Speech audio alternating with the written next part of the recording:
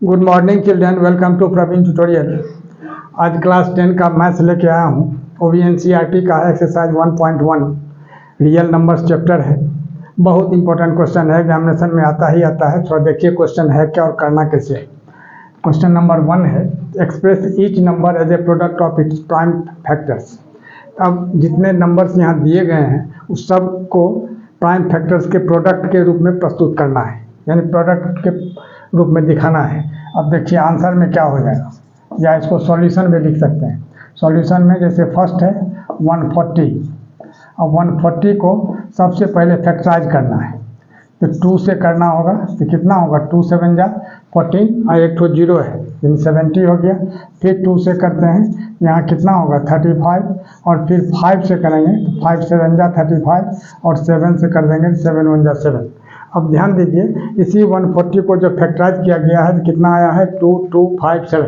ठीक है, अब इसी को लिख देना होगा, therefore 140 is equal to 2 into 2 into 5 into 7।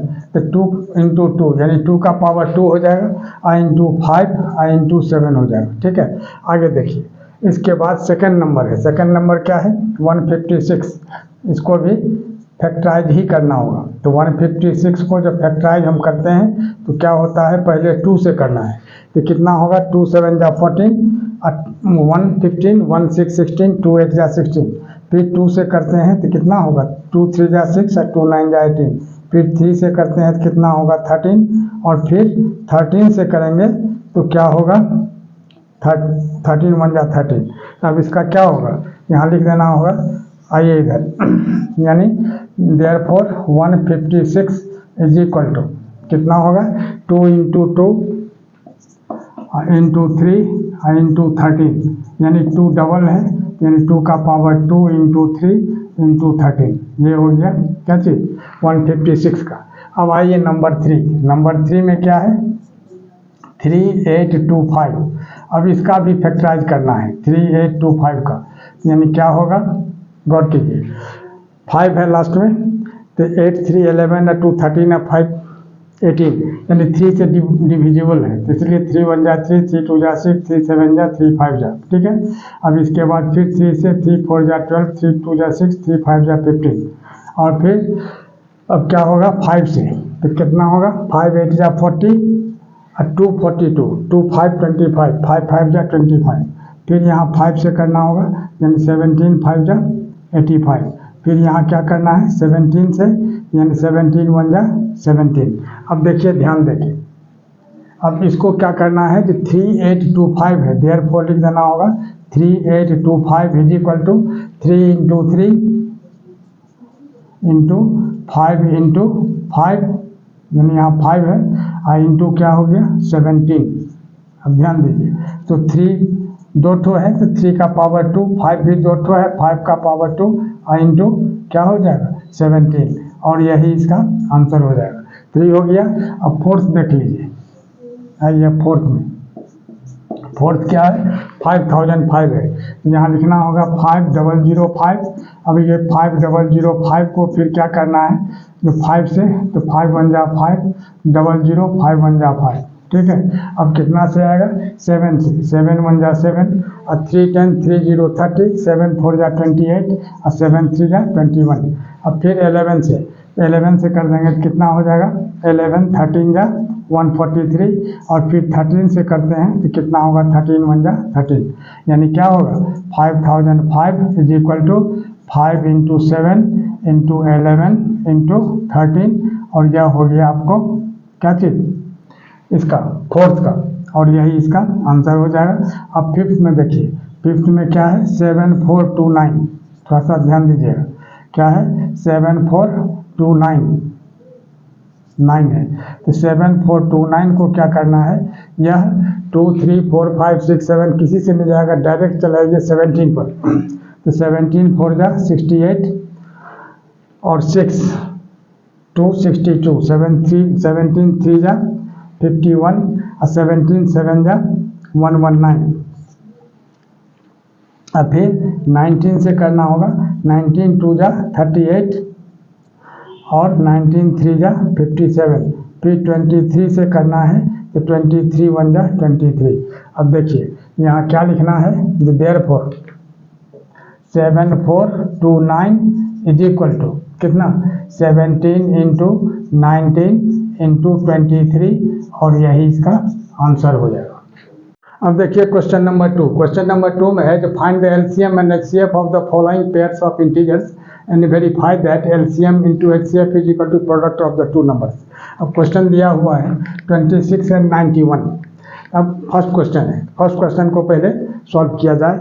अब देखिए सॉल्यूशन में क्या हो जाएगा, यहाँ सबसे पहले तो 26 एंड 91 यहाँ दिया हुआ है, इसको लिख देना है, फर्स्ट का आंसर है। अब 26 को अगर हम फैक्टराइज करते हैं तो क्या होता है, 2 से अगर करते हैं 13 2 जा 26 यानी 2 इंटू 13 हो जा रहा है, क्या हो जाएगा 2 इंटू 13। और उसी तरह से 91 का करते हैं तो 91 में क्या करना होगा, 7 से अगर हम करते हैं तो 7 13 जा 91 दैट इज 13 7 जा 91 यानी 7 इंटू 13। तो 13 को यहाँ लिखना है और 7 को साइड में लिखना है, इसलिए कि अगर यहाँ 7 लिखा रहता 2 की जगह तो 7 को यहाँ 2 की जगह जो 7 रहता है उस 7 के सामने 7 लिखते हैं, लेकिन ऐसा नहीं है इसीलिए इसको साइड में लिखा रहता है। अब इसको क्या करना है HCF। अब HCF में जैसे जो दोनों में है, दोनों में जो कॉमन है वही HCF हो जाएगा, यानी ये क्या हो गया 13। अब इसके बाद निकालना है LCM। तो LCM निकालने के लिए क्या किया जाता है, जो HCF निकला है उस HCF को तो लिखना ही है 13, और बाकी जो इस बाउंड्री के बाहर है 2 और 7 उसको भी लिखना है। तो यानी क्या लिखना होगा, जो 13 इंटू, अब यहाँ क्या होगा 2 और 7 जो बचा हुआ है उसको भी लिखना है 2 इंटू 7। अब सबको मल्टीप्लाई करते हैं, 13 2 जा 26 और 26 को 7 से मल्टीप्लाई कर देंगे, कितना होगा 182। यानी कितना हुआ, HCF हो गया आपको 13 एक आंसर और LCM हो गया आपको 182 ये दूसरा आंसर। अब क्या करना है, इसका वेरिफिकेशन करना है, यानी कह रहा है वेरीफाई दैट। अब देखिए अब वेरिफिकेशन में कैसे होगा, तो ध्यान दीजिएगा। वेरिफिकेशन में क्या करना है, तो सबसे पहले LCM इंटू HCF दिया हुआ है, यानी LHS लेफ्ट हैंड साइड। किसी चीज़ को वेरीफाई करने के लिए दोनों तरफ किया जाता है, पहले LHS को सॉल्व कीजिए फिर RHS को सॉल्व कीजिए, दोनों अगर इक्वल आ गया है दैट मीन्स हैंस वेरीफाइड। अब देखिए तो LHS में क्या है, LCM इंटू HCF।